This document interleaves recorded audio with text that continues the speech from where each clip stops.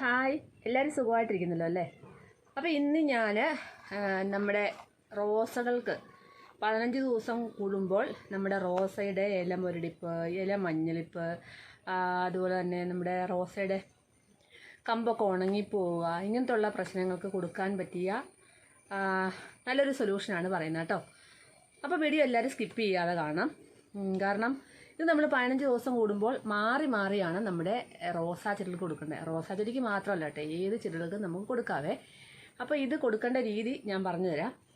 ഞാനിപ്പോൾ അത് പറഞ്ഞു തരുവാണ്, കാണിച്ചു തരുമല്ലേ, അത് പറഞ്ഞു തരുവാണ്. അപ്പം നിങ്ങൾ അതുപോലെ ചെയ്താൽ മതി. തീർച്ചയായിട്ടും ഞാനിത് റോസയ്ക്ക് 15 ദിവസം കൂടുമ്പം കറക്റ്റായിട്ട് കൊടുക്കുന്ന ഒരു സംഭവമാണ്. അതുകൊണ്ടാണ് നിങ്ങൾക്ക് ഷെയർ ചെയ്യുന്നത് കേട്ടോ.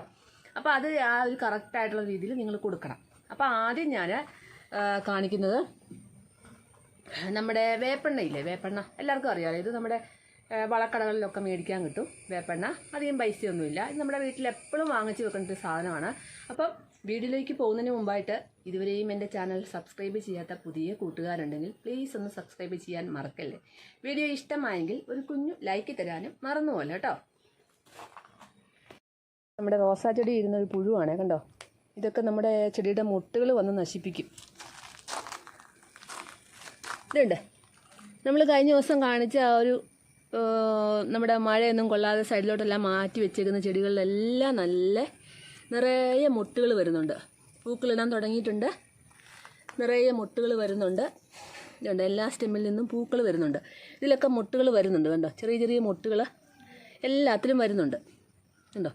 ഇതിപ്പോൾ എല്ലാം നിറയെ മുട്ടുകളാകുമ്പോൾ നല്ല ഭംഗിയായിരിക്കും കാണാനായിട്ട്. അതുപോലെ തന്നെ നമ്മൾ കഴിഞ്ഞിടയ്ക്ക് ഒന്ന് റീപോർട്ട് ചെയ്ത് വെച്ച റോസയാണ്, അതായത് 1 വർഷമായൊരു റോസയായിരുന്നു. അത് നമ്മൾ റീപോർട്ട് ചെയ്ത് വെച്ചു. അപ്പോൾ അതിൽ നമുക്ക് വേണ്ടേ നിറയെ മുട്ടുകൾ വരുന്നുണ്ട്. ഒരു സ്റ്റെമ്മേ ഉള്ളൂ, ആ ഒരു സ്റ്റെമ്മിൽ നിന്ന് തന്നെ നിറയെ മുട്ടുകൾ, ഒരു 5-6 മുട്ടുകൾ വന്നിട്ടുണ്ട്. ഇതിലെല്ലാം പൂക്കൾ വരാൻ തുടങ്ങിയിട്ടുണ്ട്. ഹെൽത്തി ആയിട്ട് തന്നെ റോസ എല്ലാം വരുന്നുണ്ട് കണ്ടോ. ഇതുണ്ട്, ഇതിൽ നിന്നും കണ്ടോ നിറയെ.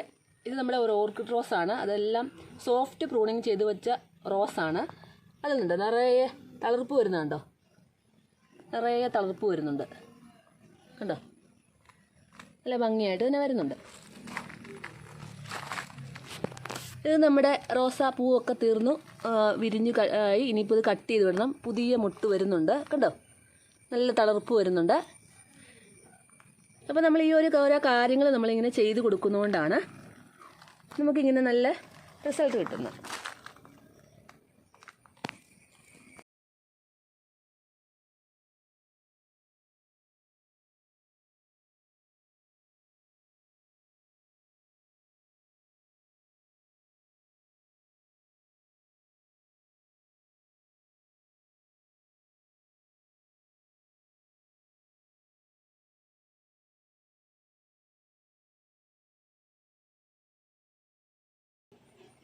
പച്ചക്കറികൾക്കും പൂച്ചെടികൾക്കും ഒരുപോലെ തന്നെ കൊടുക്കാൻ പറ്റുന്ന ഒരു സാധനമാണ് ഈ വേപ്പെണ്ണ കേട്ടോ. നമ്മുടെ വീട്ടിൽ ആവശ്യമാണ്. അപ്പം നമ്മുടെ ഇപ്പം റോസയ്ക്കോ അല്ലെങ്കിൽ മറ്റുള്ള ചെടികൾക്കോ പച്ചക്കറികൾക്കോ വലിയ പ്രശ്നമൊന്നും ഇല്ലാതെ മുമ്പോട്ട് പോവുകയാണെങ്കിൽ പോലും 15 ദിവസം കൂടുമ്പോൾ ഇതിൽ നിന്നും 5 മില്ലി വേപ്പെണ്ണ എടുത്തിട്ട് 1 ലിറ്റർ വെള്ളത്തിൽ ഡയലൂട്ട് ചെയ്തതിന് ശേഷം ചെടികളുടെ ഇലകളിലും തണ്ടുകളിലും എല്ലാം സ്പ്രേ ചെയ്ത് കൊടുക്കണം. ഒരു കുഴപ്പവും ഇല്ലാത്ത ചെടികളാണെങ്കിലാണ് പറയുന്നത്. നിങ്ങളുടെ ചെടിക്ക് പ്രശ്നങ്ങൾ ധാരാളം ഉണ്ട്, മുരടിപ്പുണ്ട്, മഞ്ഞയിലകളുണ്ട്, അങ്ങനെയൊക്കെ പ്രശ്നങ്ങൾ ഉള്ള ചെടികളാണെങ്കിൽ റോസയ്ക്കൊക്കെ പ്രത്യേകിച്ച് വരും. അപ്പോൾ അങ്ങനെയുള്ളപ്പോൾ നിങ്ങൾ ഇതിൽ നിന്നും 5 മില്ലി വേപ്പെണ്ണയും അതുപോലെ തന്നെ നമ്മുടെ സോപ്പ് ലിക്വിഡ്, ഇത് എല്ലാവരുടെയും വീട്ടിൽ കാണുമല്ലോ, പല ടൈപ്പിലുള്ള. ഇത് ഏതാണെങ്കിലും കുഴപ്പമില്ല, അല്ലെങ്കിൽ ബാർ സോപ്പ് ആണെങ്കിലും കുഴപ്പമില്ല. സോപ്പ് ലിക്വിഡ് ആണ് എളുപ്പം കേട്ടോ. അപ്പോൾ ഇതിൽ നിന്ന് ഒരു 2 മില്ലി ഇത് എടുക്കണം. അപ്പോൾ ഇതും കൂടി എടുത്തിട്ട് നമ്മൾ ഈ ഒരു വേപ്പെണ്ണയും ഇതും കൂടെ മിക്സ് ചെയ്യണം. മിക്സ് ചെയ്തിട്ട് നന്നായിട്ട് മിക്സ് ചെയ്തതിന് ശേഷം പിന്നെ നമുക്കൊരു 5 വെളുത്തുള്ളിയും കൂടെ എടുക്കാം. 5 വെളുത്തുള്ളിയും കൂടെ ചതച്ചതിന് ശേഷം ഇതിനോടൊന്ന് ഇളക്കി കൊടുക്കുക. എന്നിട്ടൊരു 10 മിനിറ്റ് ഇവിടെ മൂടി വെക്കുക. മൂടി വെച്ചതിന് ശേഷം നമ്മൾ അരിച്ചെടുത്തിട്ട് 1 ലിറ്റർ വെള്ളവും കൂടെ ചേർത്ത് നമ്മുടെ ചെടികൾക്കെല്ലാം സ്പ്രേ ചെയ്ത് കൊടുക്കണം. അപ്പം മുരടിപ്പും കാര്യങ്ങളും ഉള്ള ചെടിയാണെങ്കിൽ, റോസാ ചെടിയോ പച്ചക്കറികളോ ഏത് ചെടികളാണെങ്കിലും മുരടിപ്പ് ഭയങ്കര കൂടുതലായിട്ടുണ്ട്, ഇല പൊഴിയുന്നു, ആ ചെടിയൊന്നും ഉഷാറാവുന്നില്ല എന്നുണ്ടെങ്കിൽ നിങ്ങൾ 2-3 ദിവസം കൂടുമ്പോൾ ഇത് വൈകുന്നേരങ്ങളിൽ ഒരു 6 മണി, ഒരു 5 മണി 5:30 ആകുമ്പോഴത്തേനും സ്പ്രേ ചെയ്ത് കൊടുക്കണം. അപ്പോൾ അങ്ങനെ ആഴ്ചയിൽ 3-4 പ്രാവശ്യം ചെയ്യണം, കുഴപ്പമുള്ള ചെടികളാണെങ്കിൽ. കുഴപ്പമില്ല എന്നുണ്ടെങ്കിൽ ഞാൻ നേരത്തെ പറഞ്ഞ പോലെ വേപ്പെണ്ണ മാത്രം ചെയ്ത് കൊടുത്താൽ മതി. മൂന്നാമതായിട്ടുള്ളൊരു സൊല്യൂഷൻ എന്ന് പറഞ്ഞാൽ, ഇതിപ്പം അരി കഴുകിയ വെള്ളമാണ്. ഇതിപ്പോൾ കുത്തരി കഴുകിയ വെള്ളമാണ്. നിങ്ങൾക്ക് ഏത് അരി കഴുകിയ വെള്ളം വേണമെങ്കിലും എടുക്കാം. അപ്പോൾ ഇത് ഏകദേശം ഒരു 1/4 കപ്പുണ്ട്. അപ്പോൾ 1/4 കപ്പ് ധാരാളം മതി. ഇതിലേക്ക് നമ്മൾ 1/2 ലിറ്റർ വെള്ളം കൂടാണ് ചേർക്കുന്നത്.